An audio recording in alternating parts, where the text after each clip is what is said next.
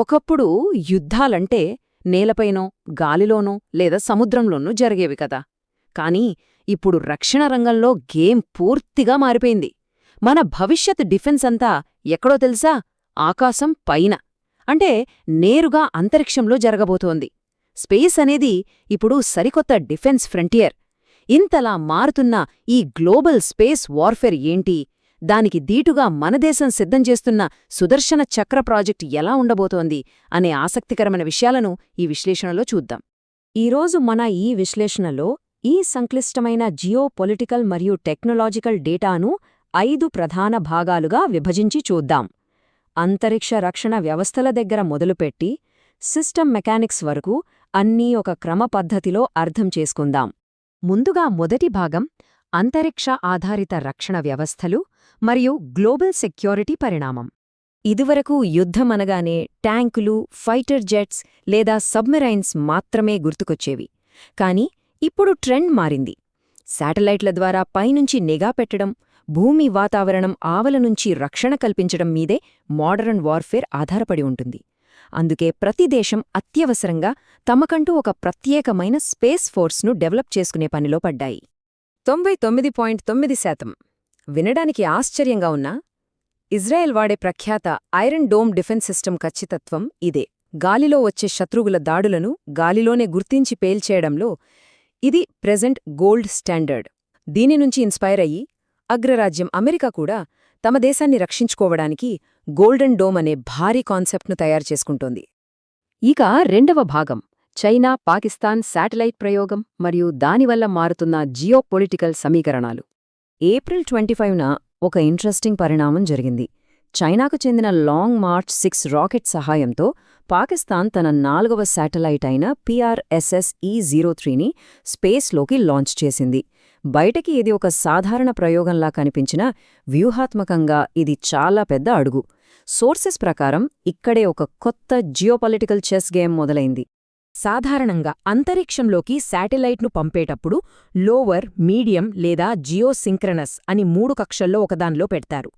కాని పాకిస్తాన్ ప్రయోగించిన ఈ శాటిలైట్ను సరిగ్గా ఏ ఆర్బిట్లో ఉంచారో అన్న విషయాన్ని మాత్రం ఉద్దేశపూర్వకంగా బయట పెట్టలేదు. ఇది ఒక సాధారణ శాటిలైట్ కాదన్న అనుమానాలకు ఇక్కడే బీజం పడింది. ఏ శాటిలైట్ కేవలం ప్రకృతి విపత్తుల కోసమే అని బయటకు చెబుతున్నప్పటికీ వాస్తవం వేరే ఉందని రిపోర్ట్స్ స్పష్టం చేస్తున్నాయి. మన దేశపు S-400 లాంటి అత్యంత కీలకమైన మిసైల్ డిఫెన్స్ సిస్టమ్స్ లొకేషన్స్పై పైనుంచి కన్నేసి ఉంచడానికే ఈ నిఘా ముప్పును పంపారని సోర్సెస్ వివరిస్తున్నాయి. వీటికి తోడుగా చైనా తన స్పేస్ ప్లాన్స్ను వేగంగా విస్తరిస్తోంది.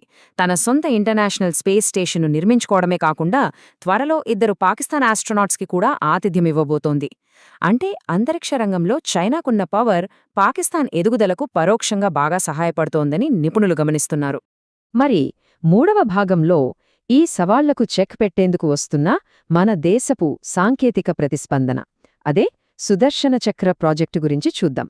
ఈ అంతరిక్ష నిఘా సవాలును తిప్పికొట్టడానికి తయారవుతున్న ప్రాజెక్ట్ బడ్జెట్ అక్షరాల 27,000 కోట్ల రూపాయలు.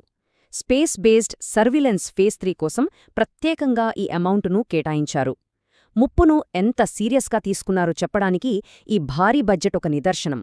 ఈ ప్రాజెక్ట్లో భాగంగా ఏకంగా 52 శాటిలైట్స్తో ఒక భారీ నెట్వర్క్ను స్పేస్లోకి పంపబోతున్నారు. ఇందులో 21 శాటిలైట్లను మన ఇస్రో ప్రయోగిస్తే మిగతా 31 ప్రైవేట్ కంపెనీల ద్వారా వెళ్తాయి.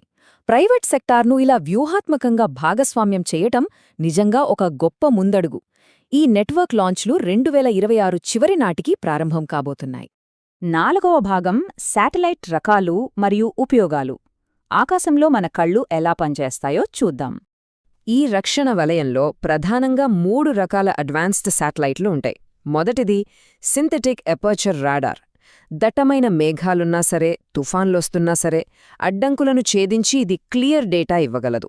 రెండవది ఎలక్ట్రో ఆప్టికల్. ఇది శత్రువుల ట్యాంకులు, ఓడల లాంటి చిన్న వస్తువులను కూడా హై డెఫినిషన్లో ట్రాక్ చేస్తుంది. మూడవది కమ్యూనికేషన్ రిలే. ఒకవేళ మిలిటరీ నెట్వర్క్ హ్యాకింగ్కు గురైనా సరే ఈ శాటిలైట్ అత్యంత సురక్షితమైన కమ్యూనికేషన్ను అందిస్తుంది. ఇవన్నీ కలిస్తే ఒక అభేద్యమైన షీల్డ్ అన్నమాట. ఇక 5వ భాగం సిస్టమ్ మెకానిక్స్. ఈ వ్యవస్థ అసలు ముప్పును ఎలా అడ్డుకుంటుందో చూద్దాం. సాధారణ రాడార్ సిస్టమ్స్ రేడియో తరంగాలను ఉపయోగిస్తాయి. కాబట్టి వాటిని అడ్వాన్స్డ్ టెక్నాలజీతో జామ్ చేయొచ్చు, లేదా స్టెల్త్ ఫైటర్స్ ద్వారా సులభంగా తప్పించుకోవచ్చు. కానీ స్పేస్ సర్వేలియన్స్ అలా కాదు. ఇది టాప్ డౌన్ ట్రాకింగ్, అంటే నేరుగా పైనుంచే గద్దలాగా కన్నేసించుతుంది. దీన్ని జామ్ చేయడం కుదరదు, మరియు ఏ ఆధునిక ఎయిర్క్రాఫ్ట్ అయినా దీని నుంచి దాక్కోవడం దాదాపు అసాధ్యం. మరి సుదర్శన చక్రముప్పును ఎలా అడ్డుకుంటుంది అంటే, ప్రాసెస్ స్పష్టంగా 3 దశల్లో ఉంటుంది. ఫస్ట్, శత్రువుల స్టెల్త్ జెట్స్ లేదా మిస్సైల్స్ను శాటిలైట్లు పైనుంచి ట్రాక్ చేస్తాయి. వెంటనే ఆ ఖచ్చితమైన లొకేషన్ డేటాను కింద ఉన్న మిలిటరీ సిస్టమ్స్కు ఫీడ్ చేస్తాయి. ఫైనల్గా ఆ డేటా ఆధారంగా డిఫెన్స్ సిస్టమ్ కౌంటర్ మిస్సైల్స్ను లాంచ్ చేసి ముప్పును ఆకాశంలోనే నాశనం చేస్తుంది. ఆర్బిటల్ డేటాను ఇంటర్సెప్షన్గా మార్చే ప్రాసెస్ ఇది. ఇందులో ఇంకో ఇంట్రెస్టింగ్ పాయింట్ ఏంటంటే, రాజధాని ఢిల్లీని కాపాడటానికి 3 ప్రత్యేక భద్రతా లేయర్లను ఏర్పాటు చేయడం. పార్లమెంట్, మిలిటరీ కమాండ్ సెంటర్స్ లాంటి కీలకమైన మౌలిక సదుపాయాలను రక్షించడంపై ఇది ప్రత్యేక దృష్టి పెడుతుంది. గతంలో ఆపరేషన్ సింధూర్ సమయంలో డిఫెన్స్ కవచం ఎలా పనిచేసిందో దానికి ఇది కంప్లీట్ నెక్స్ట్ జెన్ వర్షన్ అని చెప్పొచ్చు. అంతా బానే ఉంది, కానీ ఆధునిక యుద్ధ తంత్రంలో మరొక అతిపెద్ద సవాలుంది. మామూలు మిసైల్స్ సరే, కానీ అసాధారణ వేగంతో దూసుకొచ్చే హైపర్సానిక్ క్షిపణులను అసలు ఎలా అడ్డుకుంటారు? ఇవి మ్యాక్ 5 నుంచి మ్యాక్ 10 స్పీడ్తో వస్తాయి. అంటే గంటకు 6000 నుంచి 10,000 కిలోమీటర్ల వేగం. ఇంత వేగంగా వెళ్లేటప్పుడు ఆ మిసైల్స్ చుట్టూ ఒక ఎలక్ట్రోమాగ్నెటిక్ ఫీల్డ్ క్రియేట్ అవుతుంది. సాధారణ రాడార్ తరంగాలు దీన్ని ఛేదించలేవు. అందుకే పాత వ్యవస్థలు వీటికి అస్సలు పనికిరావు. కానీ ఇక్కడే ఒక క్రేజీ అప్డేట్ ఉంది. ఈ ఎలక్ట్రోమాగ్నెటిక్ ఫీల్డ్ను కూడా బైపాస్ చేసి ఆ మిసైల్స్ను గుర్తించగలిగే అడ్వాన్స్డ్ టెక్నాలజీని DRDO డెవలప్ చేస్తోందని సోర్సెస్ చెబుతున్నాయి. రిపోర్ట్స్ ప్రకారం ఈ టెక్నాలజీ ఇప్పటికే 90% పూర్తయింది. త్వరలోనే దీన్ని కూడా ఈ కొత్త డిఫెన్స్ ప్రాజెక్ట్కు ఇంటిగ్రేట్ చేయబోతున్నారు. ఇదంతా కేవలం డిఫెన్స్ కోసమే కాదు. దేశం లాంగ్ టర్మ్ విజన్ చాలా పెద్దది. 2028లో మొదలయ్యే ప్రయోగాలతో స్టార్ట్ చేసి 2035 కల్లా మనకంటూ స్వంతంగా ఒక ఇంటర్నేషనల్ స్పేస్ స్టేషన్ను నిర్మించాలనే భారీ ప్రణాళికలో మన దేశం ఉంది. ఫ్యూచర్లో అంతరిక్షంలో ఒక బలమైన శక్తిగా ఎదిగేందుకు ఇవే గట్టి పునాదులు. సో ఇవన్నీ చూస్తుంటే ఒక విషయం అర్థమవుతోంది. ప్రపంచంలో ఉన్న సూపర్ పవర్స్ అన్నీ భూమికి ఆవల తమ సైనిక సామర్థ్యాలను ఎంతగా పెంచుకుంటున్న తరుణంలో రాబోయే రోజుల్లో జాతీయ భద్రతకు ఫైనల్ బ్యాటిల్ గ్రౌండ్ శాశ్వతంగా అంతరిక్షమే కాబోతోందా?